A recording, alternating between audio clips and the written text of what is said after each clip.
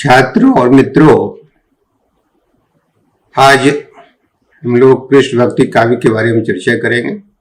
आप सब जानते हैं कि कृष्ण जन और मन में रचे बसे हैं देश में, और यही कारण है कि भारत के जो आदि ग्रंथ हैं ऋग्वेद, उसमें भी कृष्ण का उल्लेख है, उपनिषद में भी है, महाभारत में भी है। ऋग्वेद के जो अष्टम और दशम मंडल के कुछ सूक्त हैं, उसके रचयिता होते हैं कृष्ण। ब्राह्मण ग्रंथों और उपनिषद में कृष्ण आंगिरस के शिष्य हैं। डॉक्टर भंडारकर का मानना है कि ऋग्वेदों के जो कृष्ण हैं वे अलग हैं भागवत पुराण के कृष्ण से, लेकिन कई विद्वानों का मानना है कि दोनों कृष्ण एक हैं। महाभारत में यह देखा जाता है कि कृष्ण का पहले जो मानवीय रूप है वह दृष्टिगत होता है और बाद में विष्णु नारायण आदि के रूप में वो प्रतिष्ठित होते हैं। महाभारत में वो वृष्णि सात्वत यदुवंशीय क्षत्रिय के रूप में अंकित होते हैं। पुराण ग्रंथों को देखें तो पुराण ग्रंथों में कृष्ण के अवतार को पूर्ण अवतार कहा गया पहली बार।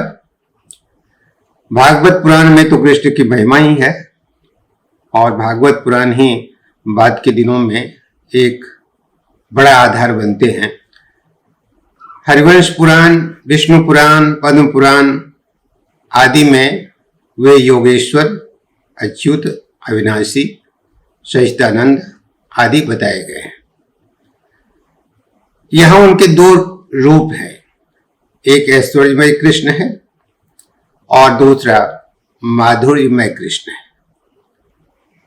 माधुर्यमय जो कृष्ण है उसकी शुरुआत पुराणों से ही होती है। बाल लीलाओं से किशोर अवस्था की लीलाएं यहाँ अंकित हैं, और इन लीलाओं को केंद्र में लाते हैं वल्लभाचार्य, और वल्लभाचार्य इसे आध्यात्मिक दृष्टि से संपन्न करते हैं।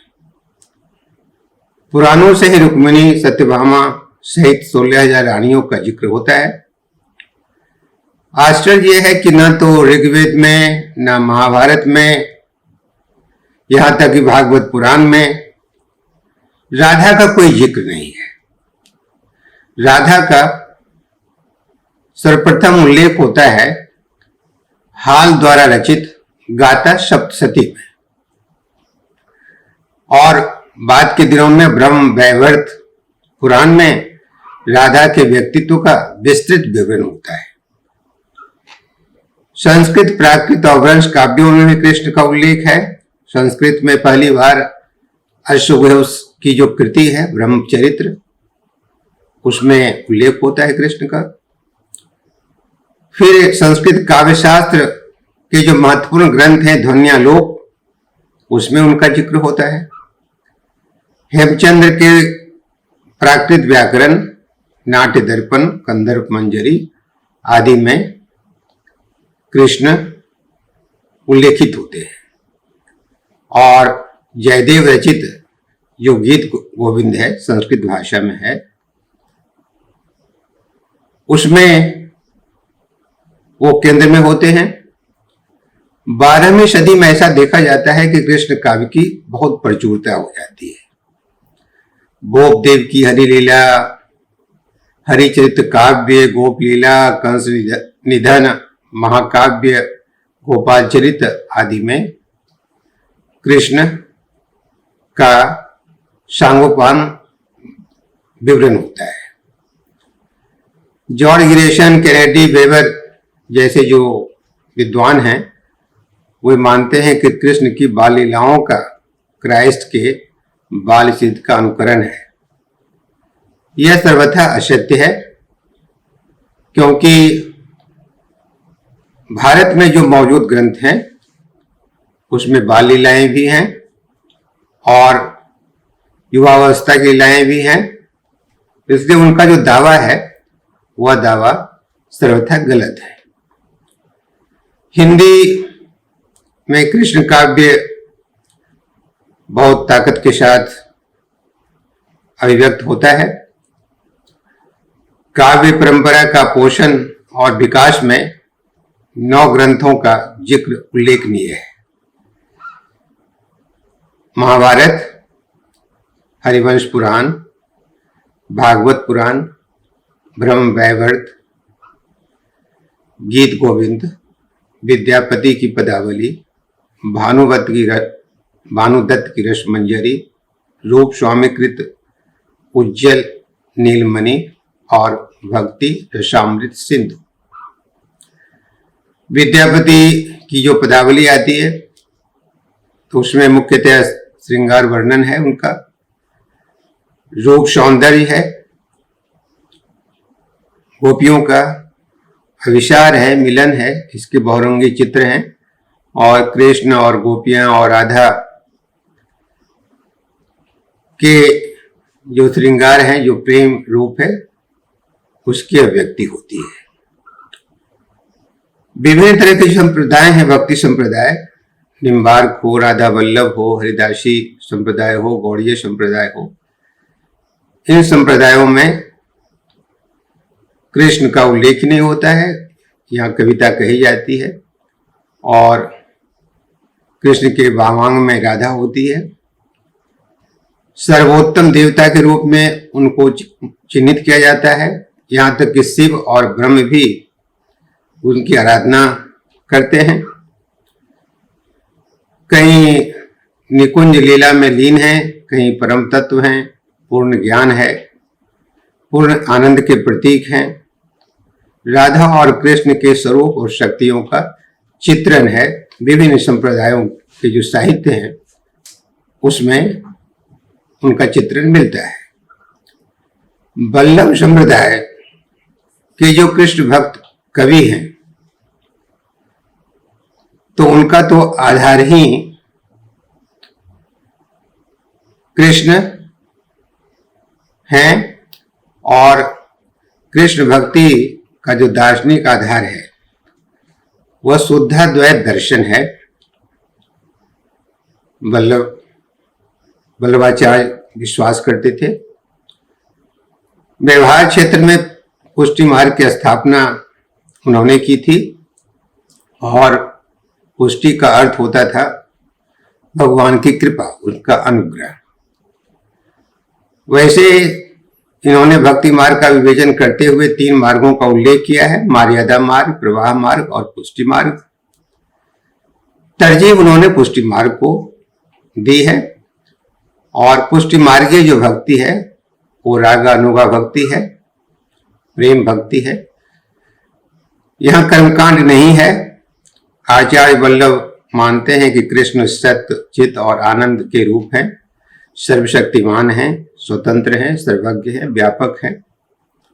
और यह जो मान्यता थी, यह जो सिद्धांत था उनका, अष्टछाप के जो कवि हैं वो इसके वाहक बनते हैं। और आप जानते हैं कि अष्टछाप में वल्लभाचार्य के 4 शिष्य होते हैं, कुंभन दास, सूरदास, परमानंद दास और कृष्णदास। और वल्लभाचार्य के जो पुत्र थे विठलनाथ के 4 शिष्य, गोविंद स्वामी, नंददास, चित स्वामी और चतुर्विद दास, ये 4 शिष्य होते हैं। तो 4 और 4 8। अष्टछाप की स्थापना होती है 1565 ईस्वी में और अष्टछाप के जो कविगण हैं वे कृष्ण की सेवा में रत रहते हैं, लगे रहते हैं और मंगलाचरण और श्रृंगार और ग्वाल, राजयोग, उत्थापन, भोग, संध्या आरती और शयन को माध्यम बनाकर कृष्ण की सेवा में वो लगातार लगे रहते हैं, पूजा करते हैं, आराधना करते हैं। कृष्ण काव्य के जो महत्वपूर्ण कवि हैं और उनकी जो कृतियां हैं उसका जिक्र हम लोग कर लें। जयदेव की कृति है गीत गोविंद और ये संस्कृत भाषा में है। बंगाल में बंगाल के थे जयदेव, जगन्नाथपुरी में रहते थे। विद्यापति की पदावली है, विद्यापति पदावली, मिथिलांचल के विद्यापति थे।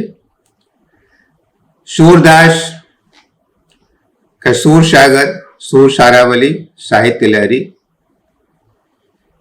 नंददास रास पंचाध्यायी, रसमंजरी, भंवर गीत। कृष्णदास की कृति है भ्रमर गीत और प्रेम तत्व निरूपण। कुंभन दास की कोई कृति नहीं मिलती है, पद मिलते हैं। और इनकी जो महत्वपूर्ण कविता है उसमें हिंदी साहित्य में बहुत जिक्र होता है सम्मान के साथ। संतन को कहाँ सीकरी सो काम, आवत जात पनहिया टूटी, बिस्तरी गए हरि नाम।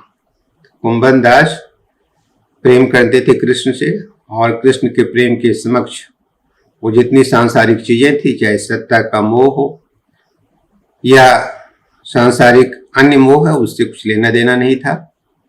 परमानंद दास की पुस्तक है ध्रुवचरित और दानलीला। चतुर्भुज दास का द्वादश यश, भक्ति प्रताप। मीराबाई स्वतंत्र रही, संप्रदायों से अलग रही, और बाद में चल करके उनके पदों का संग्रह किया गया।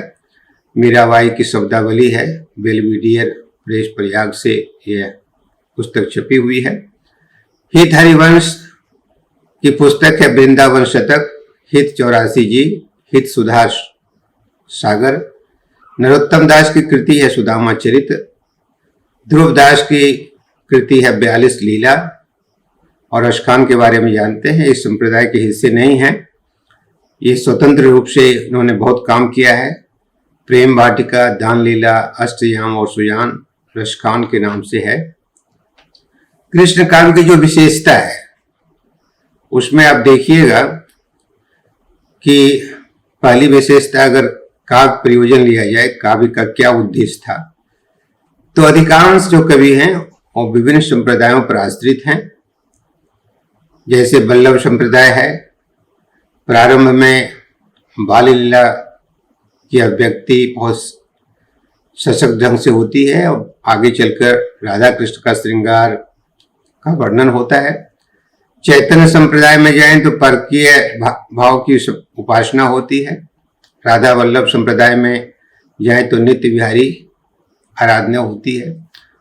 तो इस तरह से ये जो अधिकांश कवि हैं वो संप्रदायों पर निर्भर थे, उसके सिद्धांत पर निर्भर थे, उसके व्यवहार पर निर्भर थे। दो अपवाद हैं, एक मीराबाई और दूसरे रशखान, जो किसी संप्रदाय पर आधारित कविता उन्होंने नहीं लिखी है। जो विषय वस्तु है, काव्य की विषय वस्तु पौराणिक अवतारों का चित्रण है, कृष्ण के अवतारों का। राधा कृष्ण और गोपियों के श्रृंगारिक लीलाएं हैं। लोक रक्षक रूप और लोक रंजक रूप की प्रतिष्ठा, लोक रक्षक रूप पर लोक रंजक रूप की प्रतिष्ठा है। इनकी जो भक्ति भावना है वो रागानुगा भक्ति है, जिसमें वात्सल्य है, सख्य है और माधुरी है। वात्सल्य रस की व्यंजना बहुत ही ताकत के साथ हुई है, मजबूती के साथ हुई है। वह है सूरदास और परमानंद दास में यह विशेष रूप से उल्लेखित किया जा सकता है। मैया मोही दाऊ बहुत खिजायो, मोहसो कहत मूल कुलिने, तो ही जसमती कब जायो। अनेक पद हैं वात्सल्य के, और सूरदास तो इसके धुरंधर कवि हैं, बेमिसाल कवि हैं।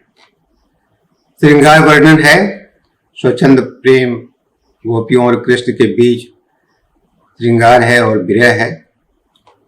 जो शैली है इनकी काव्य की, जो शैली है वह शैली मुक्तक काव्य वाली है, गीति काव्य है ये।